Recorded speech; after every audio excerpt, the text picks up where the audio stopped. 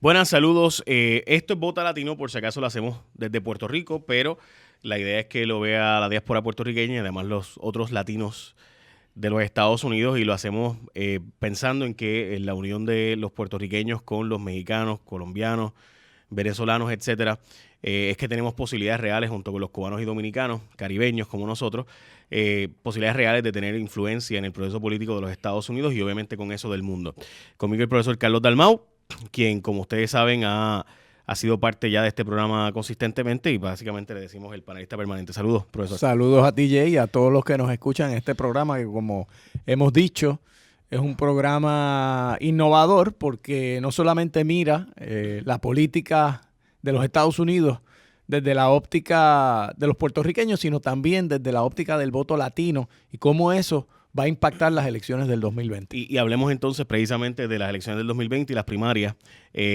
Recientemente ha habido todo un debate y discusión porque se ha estado planteando el que Estados Unidos va a retirar sus diplomáticos de Venezuela. Por si acaso, para aquellos que no lo saben, cuando se habla de diplomáticos, todo el mundo piensa que los diplomáticos son una gente que se dedica a hablar mucho. Y eso pues es las Naciones Unidas, es que se da ese tipo de diplomacia.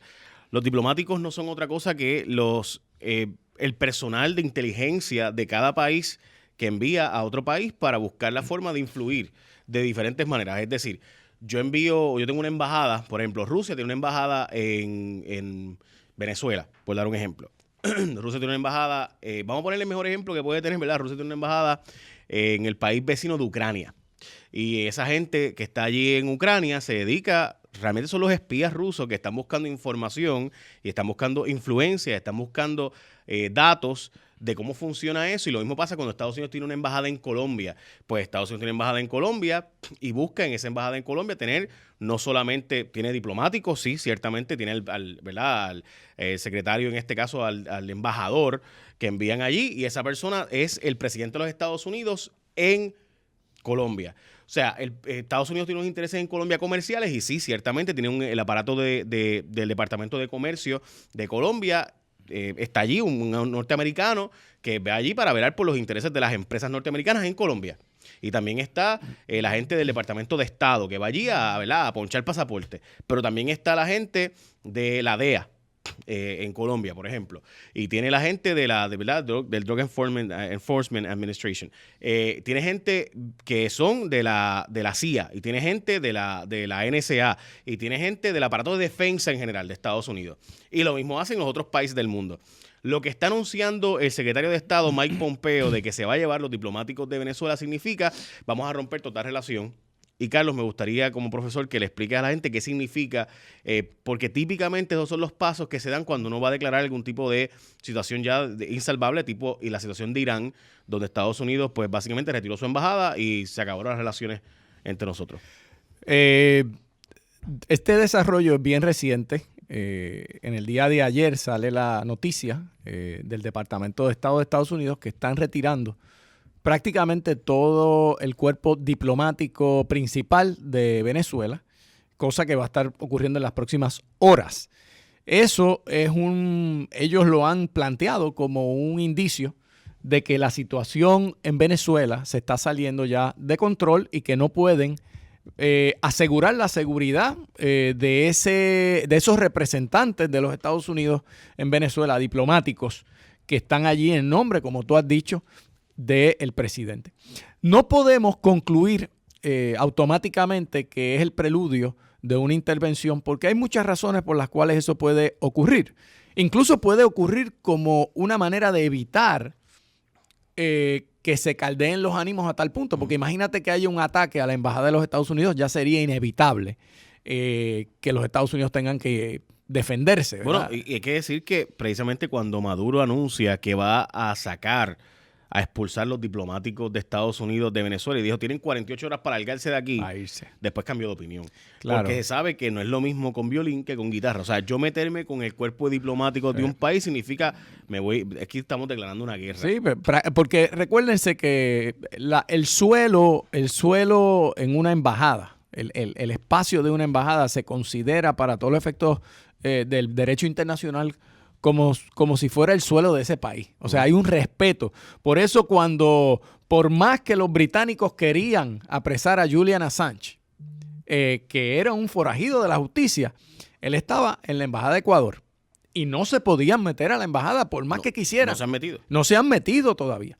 O sea, que aunque quisiera el gobierno, hay un respeto básico, porque ya cuando tú cruzas esa frontera, pues es un acto prácticamente de guerra y una violación de los principios del derecho internacional. Brevemente, Julian Assange, obviamente el de Wikileaks, Sí. Estamos hablando de una persona buscada internacionalmente por el gobierno de Suecia y por el gobierno de Estados Unidos.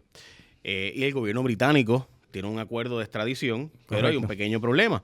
Y es que él se metió en la embajada de Ecuador y el presidente Correa, presidente anterior al presidente actual del Ecuador, le da básicamente un asilo dentro de la embajada. O sea, él está en Inglaterra, pero dentro de la embajada de Ecuador, y por tanto, en la embajada, yo no puedo ir meterme allí de, oye, ven acá, Sánchez, ven acá, vamos por ahí, corillo, para dar una vuelta. Eso se considera terreno de Ecuador. O sea, a pesar de que esté en Inglaterra, políticamente hay un reconocimiento de respeto. Y hay que decir algo, lo han mandado, aparentemente Julian Assange tiene unos gatos. ¿Sí? Esta es información pública. ¿Cómo es la cosa? Sí, salió otros días en Axios, que tiene muchos gatos y parece que apestan. Y pues le pidió que limpiaran el gobierno de Moneda, que es el presidente actual, allí o sea, porque está la cosa complicada. Aparentemente los gatos tienen un olor bien extraño allí. Digo, ya que estamos... No estoy exagerando, por si acaso, estoy en serio. No, esto es interesante. Y ni siquiera las autoridades británicas pueden intervenir ni con los gatos de Assange. Fíjense, para que tengan una idea, la embajada de los Estados Unidos en Saigón, en 1975, ya en la etapa final de la guerra de Vietnam, estaba asediada. Evacuaron, o sea, hicieron una evacuación del embajador entonces, Martin, y de todo el cuerpo, y justo después cayó la embajada. Y ese momento, en 1975, marca la derrota de los Estados Unidos en la guerra de Vietnam.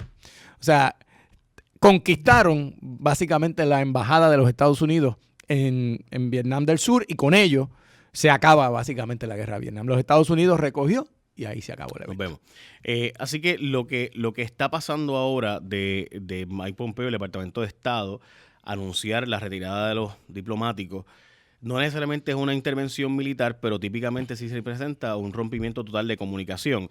El presidente Maduro había dicho que había un diplomático o un embajador de Estados Unidos del presidente Trump dialogando con él. Aparentemente los acuerdos no prosperaron.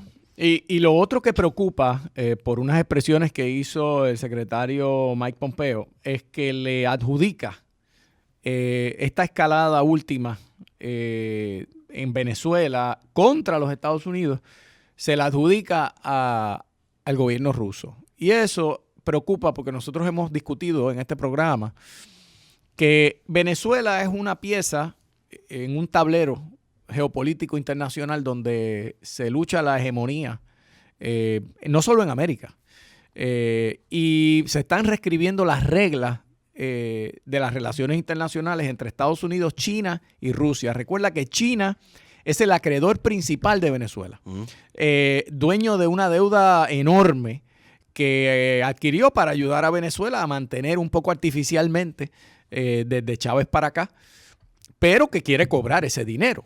Bueno, y dame un segundo porque creo que ¿verdad? Que hay que explicar un poco la estrategia de China. Recientemente el New York Times sacó una historia de cómo China ha estado haciendo unas inversiones, sobre todo en el África y también en América Latina, donde China está haciendo unas inversiones de dinero gigantescas bajo la premisa de que no me vas a poder pagar y yo voy a poder recobrar de alguna forma. O sea, yo me quedaré con el terreno, yo me quedaré con tus activos.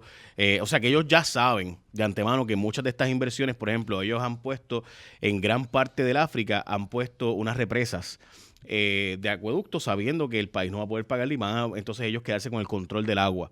Y de hecho, o sea, hay un libro que trata de este tema, se llama Economic Hitman, donde precisamente esta es la práctica común de diferentes naciones. Estados Unidos hizo esto en su momento, o sea, en los años 50 Estados Unidos también hizo muchas inversiones, lo hizo en Puerto Rico y lo ha hecho alrededor del mundo. O sea, ¿por qué usted cree que Estados Unidos tiene todas las bases que tiene en Colombia. Bueno, pues porque hay unas inversiones que se hicieron allí, hay buscar, ¿verdad? Formas de recobro. Así que me refiero a que China está haciendo esto ahora y en gran medida invierte dinero bajo la expectativa después de recobrar. Lo mismo que hizo, ¿verdad? Elliott Fund cuando invirtió en Argentina con los fondos buitres, pues después de eso yo busco la forma de económicamente pues cobrar. Esa es la mejor comparación, Jay.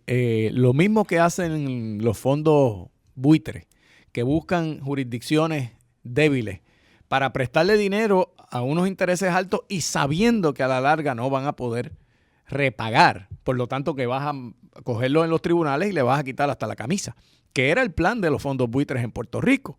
Porque recuerda que Puerto Rico no tenía una ley de quiebra. Sigue siéndolo. Sigue siéndolo. Una ley de quiebra por ahora. eso es que ellos quieren que Promesa desaparezca y lo demuestra el caso de Aurelius. Pero no. De hecho, acaba de pasar hoy Assured, que es una de las aseguradoras de bonos de Puerto Rico, específicamente dijo que con la salida de la Junta ellos van a procurar que la próxima Junta o los procesos de los tribunales que asegurarse. Recuerda que las aseguradoras de los bonos son, si Puerto Rico no paga, pago yo. O sea, yo te aseguré tu inversión, así que me toca a mí pagar. Así eso es lo que le llaman los monolines, las aseguradoras que son los que si al final hay un impago, le tienen que pagar y algunas de ellas se van por el chorro el día que tengan que pagarlo completo. Ha habido ha habido la moratoria que da el título 3. Pero volviendo al tema de China y de Rusia y de Estados Unidos, Venezuela es parte de ese tablero. Y es triste porque ahí está en la línea la vida de muchísimos hermanos venezolanos que están sufriendo día a día, que la situación se ha ido poniendo insostenible allí. El número de venezolanos que ha salido de Venezuela el último año es extraordinario. Ya se ha perdido la cuenta, pero es dramático. Millones de personas. En los últimos 5 años estamos hablando de que Venezuela ha ido a Colombia y Ecuador con el número es absurdo. O sea, la cantidad de personas que tú ves, por ejemplo, cuando tú vas a Colombia o vas a Ecuador o vas a Argentina, los ves, ¿verdad?, trabajando, porque no se puede decir que están de vagos allí, no, al revés, están buscando la forma de hacer el peso. Recuerdo que recientemente cuando estuve en Ecuador, tú veas vendiendo lo que para nosotros son paletas, ellos le decían de otra forma, creo que, ¿cómo le dicen? ¿Chupones? Bombón también le dicen. Entonces era vendiéndolo, o sea, buscando cómo hacer el dinero. Y entonces igualmente otros en Estados Unidos ya han convertido parte de la Florida, el sur de la Florida se ha convertido en gran parte en una extensión de Venezuela. Así que la cantidad es enorme.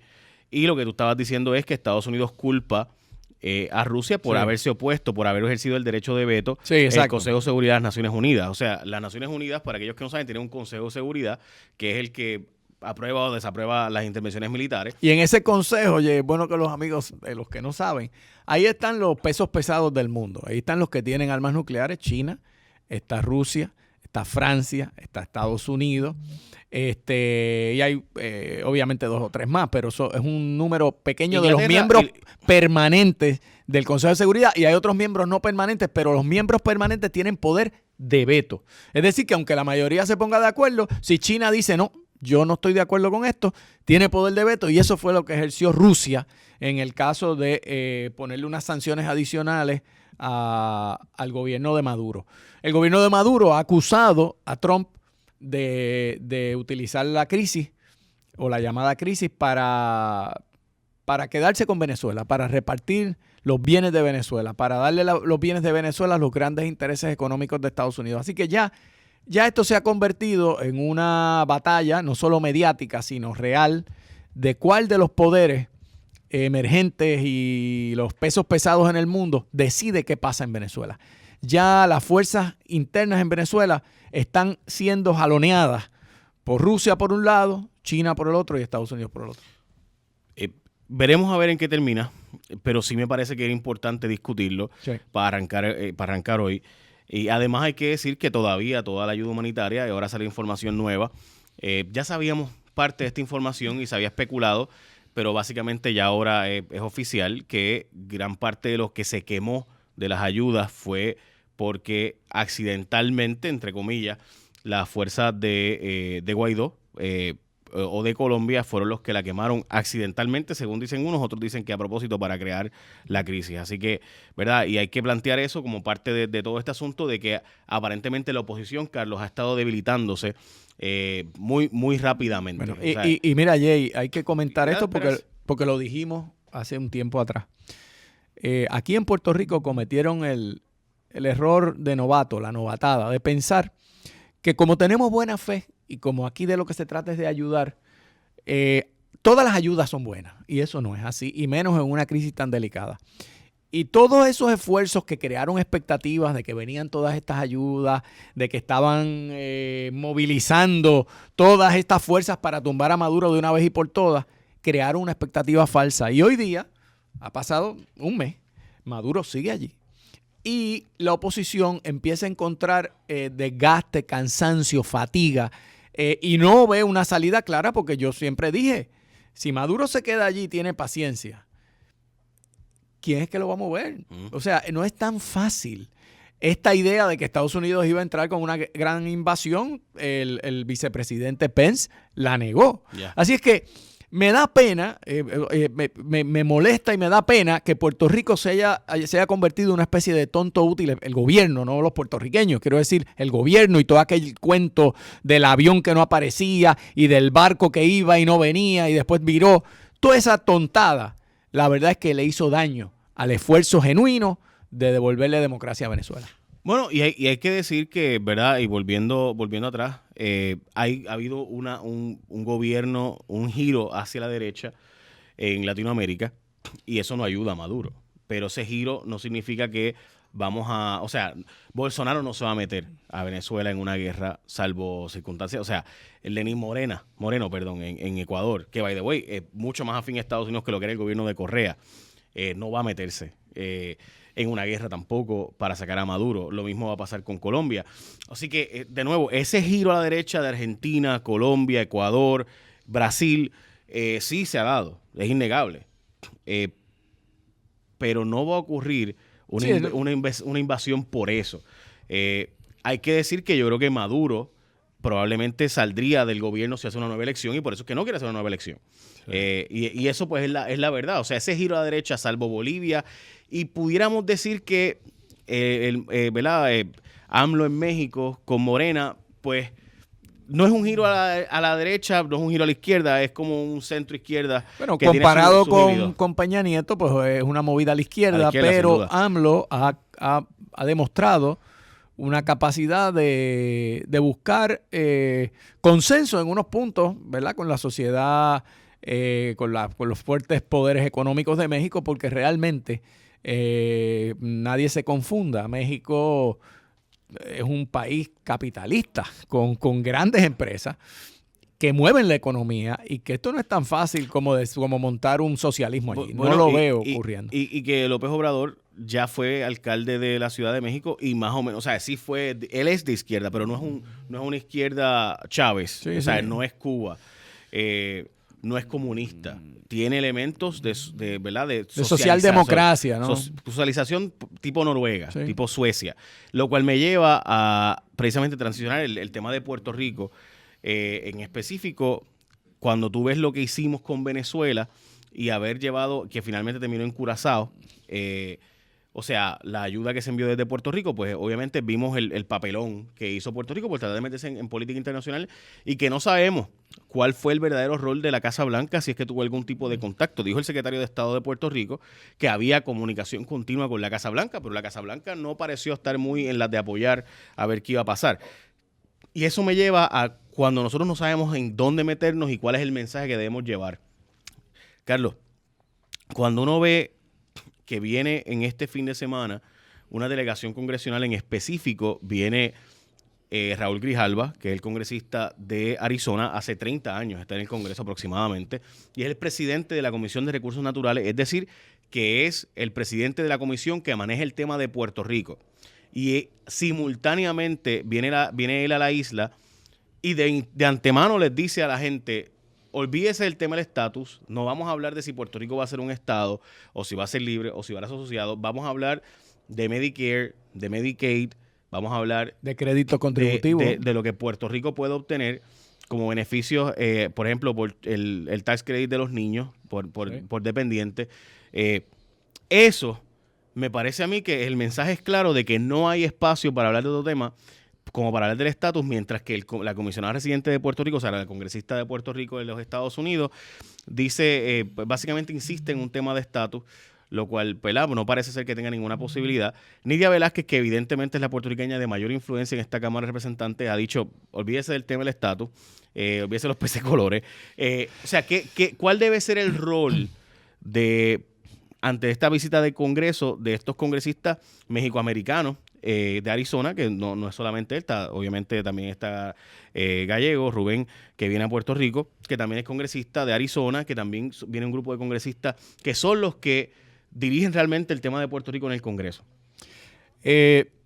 Aquí viene la Comisión de Recursos Naturales de la Cámara, que es la comisión, dicho sea de paso, que preside Grijalva, con jurisdicción sobre temas de Puerto Rico. En el Congreso de los Estados Unidos, como Puerto Rico no es un estado, es un estado libre asociado territorial, pues esta es la comisión que tiene jurisdicción sobre los temas de Puerto Rico. El presidente y el liderato ha dicho, mire Puerto Rico, ustedes están en un momento de crisis económica, a poco tiempo de una catástrofe como María.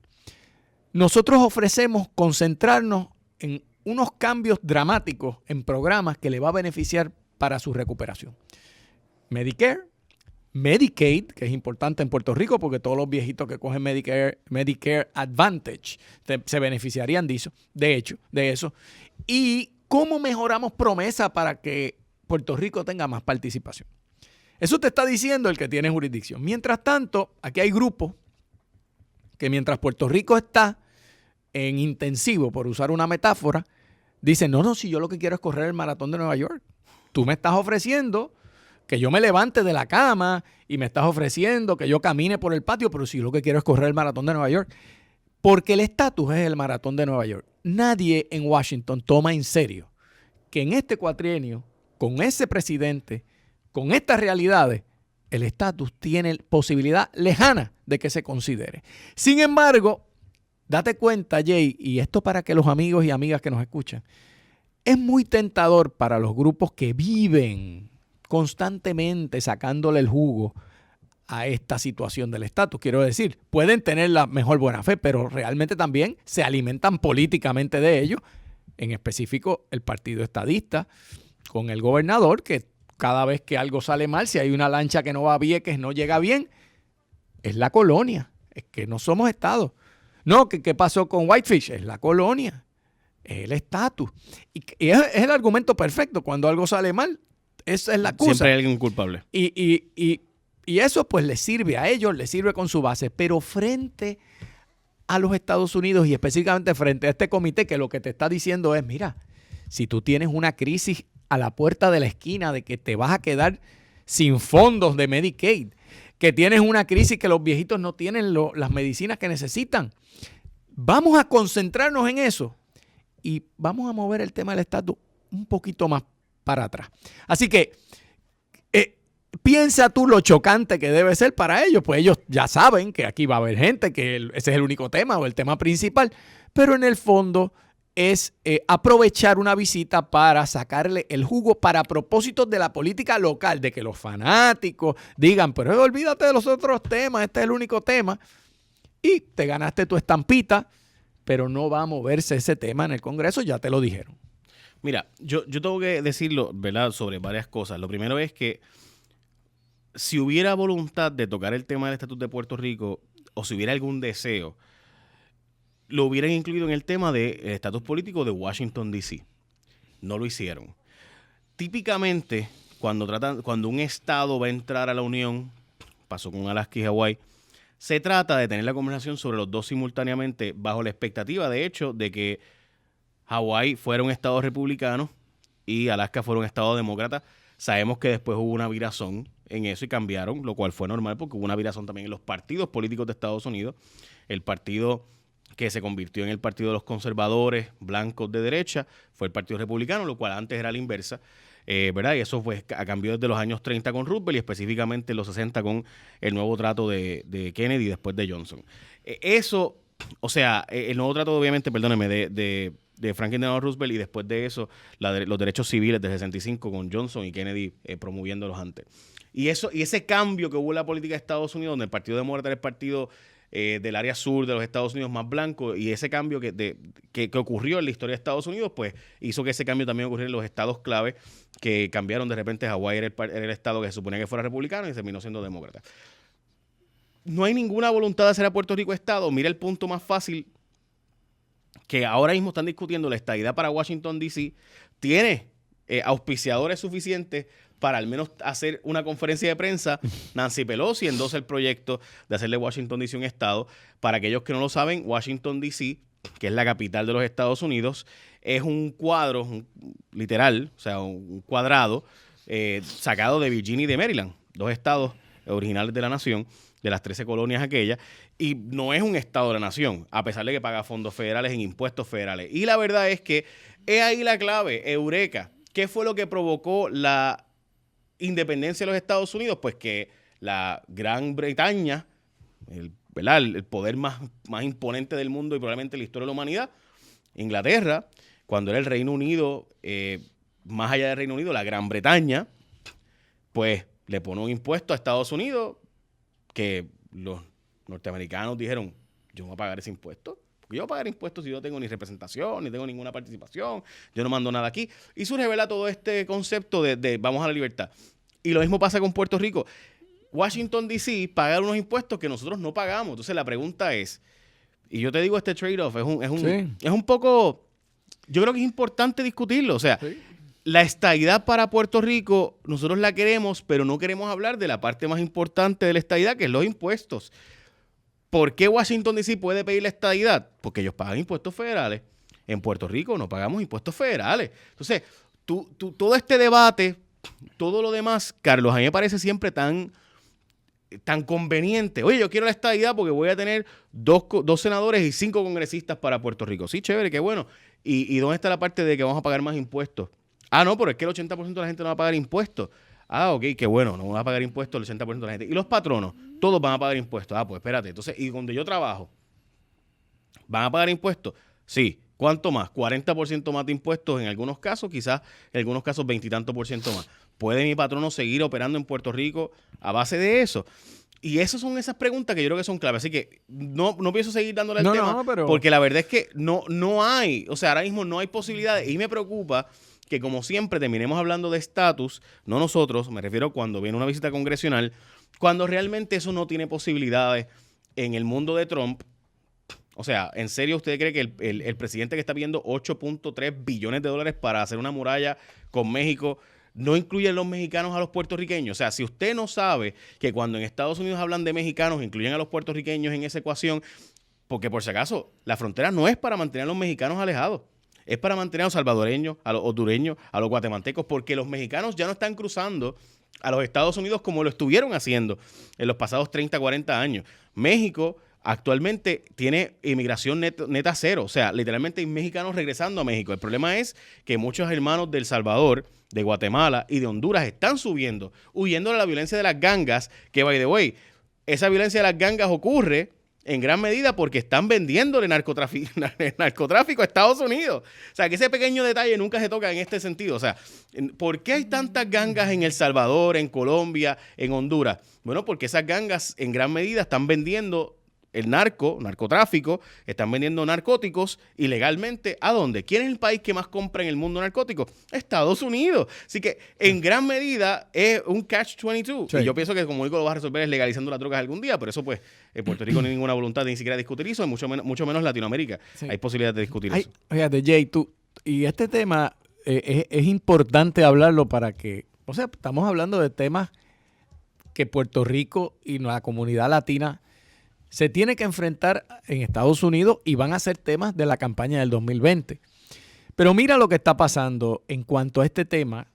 Cuando los líderes, cuando Puerto Rico va allí, incluso la propia comisionada residente de Puerto Rico en Washington, realmente sabe todas estas cosas. Sabe que no hay ambiente para un proyecto de estadidad para Puerto Rico. Sabe que su propio presidente, porque ella es republicana, no le va a dar paso a eso de ninguna manera, y lo ha dicho en varias ocasiones. En el Congreso no hay ambiente, así que eso lo saben. Y lo sabe el gobernador. Y lo sabe porque cuando va allí, en el fondo, fuera de unas cosas muy teatrales que se hacen para propósitos de las gradas, Los temas son otros, los temas son estos. La salud, la infraestructura, cómo renovamos nuestro sistema de energía. Estos son casi precondiciones para siquiera hablar del tema del estatus. Pero eso lo saben, pero cuando vienen acá a Puerto Rico han acostumbrado a sus huestes, lamentablemente, como en la lucha libre, a que haya sangre. Y la sangre la sacan exigiendo. Aquí tienen que hablar de estatus. El estatus es lo que es, porque han creado toda esta mitología de que la única manera de resolver cualquier problema tiene que ser el estatus. Y esa mitología no vuela en Washington, no es creíble en Washington. Es a la inversa. Tú que mencionaste el caso de las colonias americanas. A Filadelfia no se le hubiera ocurrido decir, nosotros somos una porquería y tenemos una porquería de economía, y a Massachusetts, porque somos colonia británica. No, al contrario. Ellos decían, aquí vamos a tener la economía más brutal y vamos a echar adelante, aquí todo el mundo trabaja. Y por eso es que queremos ser independientes, no a la inversa. No es a la inversa, no es ayúdame, dame todas las ayuditas y dame la estadidad de una vez, porque eso es lo que me resuelve. Es a la inversa. Tú tienes que demostrar que tú tienes las bases económicas, la madurez política, y entonces haces el planteamiento. Claro, eso es incompatible con el argumento de que es un derecho, de que esto es una cuestión de derechos civiles, de que esto es igualito que lo que le pasaba a Rosa Parks cuando no la dejaban montarse en la guagua. Claro. Al irte por esa rama, eso se oye poderoso, pero tú tienes que ser entonces un líder de derechos civiles, dispuesto a que te metan preso. Ya. Y no veo a ni uno dispuesto a eso. Y transicionando entonces al último tema, lo que está planteando el presidente Trump en su presupuesto muestra de nuevo la falta de sensibilidad de un presidente que, sin embargo, tiene los mejores números, probablemente desde que es presidente. Pareciera ser que los números de Trump no van hacia abajo, sino que van mejorando. Es como si ya se ha normalizado. Bueno, pues sí, el tipo es mal hablado, es un cafre, tiene todos los elementos negativos que tú puedes decirle. Es inmoral. Pero la economía está más o menos bien, y estamos bien, diría Bad Bunny. So, tú sabes, el presupuesto de Trump corta fondos a HUD. Eso está bueno. HUD, estamos hablando de que es lo más importante para las minorías en Estados Unidos, probablemente son los fondos de HUD. Porque ahí están los fondos para las viviendas de gran parte de las minorías, sobre todo afroamericanas y latinas, de los Estados Unidos. Eso es bien importante. Y está planteando recortes billonarios al programa de HUD, by the way. Que ahí están los chavos también de la recuperación de Puerto Rico, que están asignados ya, pero no han llegado, como ustedes saben. Y que el secretario de HUD, Ben Carson, dijo que lo que viene por ahí son recortes y van a mirar cada pesito que llegue, cada dólar que se envíe a la isla tras la recuperación de María. Número 1. Número 2, está planteando que el recorte de dinero que va a hacer a HUD, al Departamento de Vivienda Federal, básicamente va a revertirlo para chavos para la muralla.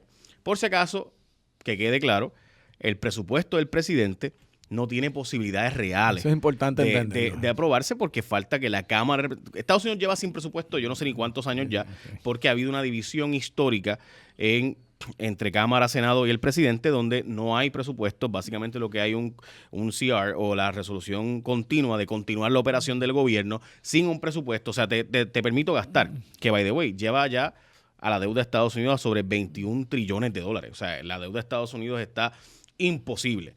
Pero eso que tú dices, Jay, es importante porque el presupuesto realmente es una propuesta del presidente para que se convierta en ley.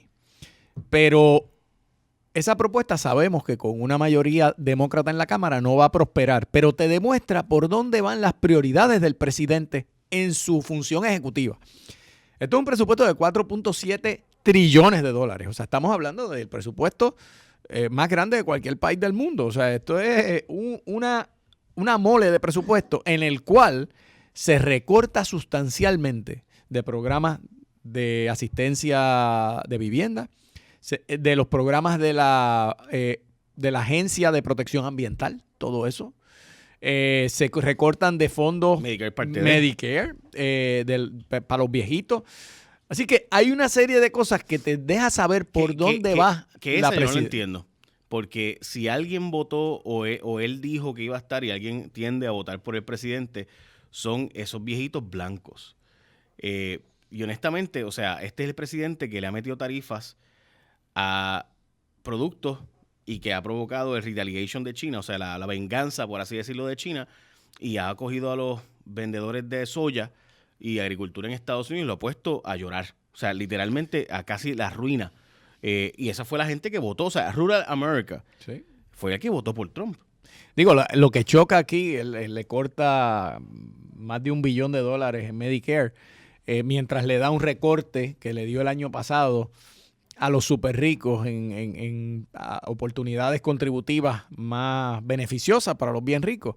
Entonces uno dice, bueno, ¿a qué está apostando él? Bueno, quizás él está apostando a que esto no se va a aprobar, pero en el papel él puede demostrar que le está metiendo un montón de dinero a la defensa, que está limitando el déficit de los Estados Unidos. Yo creo que todo lo que hace Trump está pensado para el grupo que él necesita para ganar las elecciones del 2020. O sea, Trump es un maestro de la manipulación y lo hace bien. Y sus números lo demuestran, porque estos detalles que tú y yo discutimos aquí, que ojalá que hayan miles de personas escuchando y tomando nota, pero la mayoría del pueblo americano está, como tú dices, viendo Instagram y está en Netflix y están entretenidos. Y para que una noticia de Trump le llame la atención, tiene que ser algo muy extraordinario. Y muchas veces sale distorsionada porque la presentan, por ejemplo, Fox News, que es un favorecedor de Trump. Así es que él ha podido crear un ambiente donde él puede hacer un montón de cosas y no paga las consecuencias políticas. Bueno, ya llevamos mucho más de lo que se suponía. Bueno, nos pues vamos, pero por si acaso, Trump ha logrado normalizar una conducta que hace par de años uno jamás, o sea, los escándalos, nada más pensar que un presidente de Estados Unidos abiertamente pagó hush money, pagó dinero para sobornar o para callar a escándalos sexuales y que esto no provocaría el residenciamiento inmediato, como ya Nancy Pelosi dijo que ella no favorece residenciar al presidente. Es una cosa, o sea, piense que hubiera sido Obama si el Partido Republicano no hubiera estado buscando ese residenciamiento y convirtiendo esto en un escándalo gigantesco, dantesco. El presidente Trump todos los días dice algo o hace algo que es más dramático que lo anterior y con eso logra básicamente entretener la opinión pública y que nunca un escándalo logre. Uh-huh. O sea, Ronald Reagan jamás hubiera tenido una relación con Rusia como la que tuvo Donald Trump y hubiera salido ileso de eso. O sea, jamás. Ronald Reagan, el gran republicano. No te digo yo. Nixon, por ejemplo, hizo mucho menos que Trump. El propio Bill Clinton fue residenciado, fue sometido y fue aprobado el residenciamiento en la Cámara. Correcto. No fue por lo de Mónica, fue por mentir bajo juramento. Yep. La gente cree que fue por lo que pasó con Mónica. No, eso fue consensual y fue imprudente, pero fue por haber mentido al fiscal especial independiente y eso nada más, una mentira, fue suficiente para residenciarlo. Y si no es porque en el Senado no prevalecen, residencian completamente. Si en la Cámara pasó. En el Senado no. Y ahora mismo, iba a decir Mónica, Nancy Pelosi está diciendo, nosotros no vamos ni porque a Nancy Pelosi sabe, y esa es la cosa, que Nancy Pelosi tiene muchas millas de vuelo y sabe que hay un riesgo de que Trump utilice ese espectáculo para victimizarse. Y ella dijo, no puede ser, no podemos darle este juego a una persona que es superior a nosotros en el manejo de los medios. O sea, Nancy Pelosi sabe eso, así que no le va a dar eso a menos que haya un smoking gun, que ella ya sabe que no existe. Imagínate tú que Obama, el propio Clinton, hubiera dado dinero. Dinero. O sea, cash. Está hablando de cientos de miles de dólares a cada una de las mujeres con las que tuvo una relación extramarital para callarles la boca. Y Jay, perdona, y ese dinero, parte de eso lo dio siendo presidente, que es lo último que nos enteramos. Así es. Y que eso a la derecha religiosa no le interesa. O sea, el partido de la derecha religiosa cristiana, que además de hablar de perdón, preguntó, ¿hubiera perdonado esto Obama? Fox News lo hubiera perdonado esto Obama. La respuesta es, tú sabes cuál. No. Pero nada, Donald Trump, hay que decirle usted y tenga, porque sin duda tiene un manejo de los medios que nadie jamás en la historia hubiera pensado que iba a ser posible que un presidente de Estados Unidos hiciera todas estas cosas y siguiera siendo presidente sin un proceso de residenciamiento y punto. Así es. Y obviamente ni primaria parece que va a tener, a pesar de que hay unas amenazas por ahí. El 91% de los republicanos apoya a Donald Trump. El que lo haga es Trump Party. O sea, esto es Trump Party. Trump se apropió del Partido Republicano y hoy las apuestas están en que es más probable que prevalezca en una reelección a menos que lo que saque Mueller en su reporte sea algo inesperado. Pero si es lo mismo que ya sabemos, sale ileso. Que hoy sabemos que hay una petición adicional de uno de los ¿verdad? Para terminar, porque sé que si no la alargaríamos demasiado, pero hay una petición especial adicional de información para las organizaciones de Trump y ya no es tanto de Mueller, sino son jefes de fiscalías federales en diferentes lugares de Estados Unidos que están haciendo sus propias investigaciones. Así que si el Mueller Report, o sea, yo creo que a Trump le conviene que Bob Mueller saque un informe devastador, no tan devastador que provoque su renuncia, ¿verdad? Obviamente, o un residenciamiento. Pero malo. Si bien malo, el New York Times hoy especula sobre eso precisamente y dice, mira, le conviene que saque un informe malo porque si no es tan malo y deja un mal sabor, lo que va a hacer es que va a provocar la investigación del Distrito de Nueva York, va a haber otros fiscales federales que van a hacer sus propias investigaciones. Y entonces, pues, ahí estaremos hablando de una investigación ya mucho más grande de demasiados frentes simultáneamente. Pero pues eso requeriría otro programa y obviamente no vamos a tener tiempo para eso ahora, pero estamos en cualquier momento. Se supone que el informe de Mueller, que es Special Counsel, este fiscal especial que se ha nombrado, salga este informe pronto y veremos a ver entonces qué pasa con eso. La última vez que hubo un informe parecido a este, por si acaso, para aquellos que no lo saben, ¿verdad? Los informes de procuradores de Special Prosecution y demás tardan muchos años. Este ha ido bien rápido, contrario a lo que ha pasado en otros. Este tipo de informes, por ejemplo, había una investigación sobre Ronald Reagan de Irán Contra que duró hasta los otros días. O sea, está hablando de que ha habido investigaciones especiales como esta que tardan muchos más años. En este caso, pues ya aparentemente ya está por concluir. Estaremos pendientes y quizás le dedicaremos otro programa. Así será. Adelante.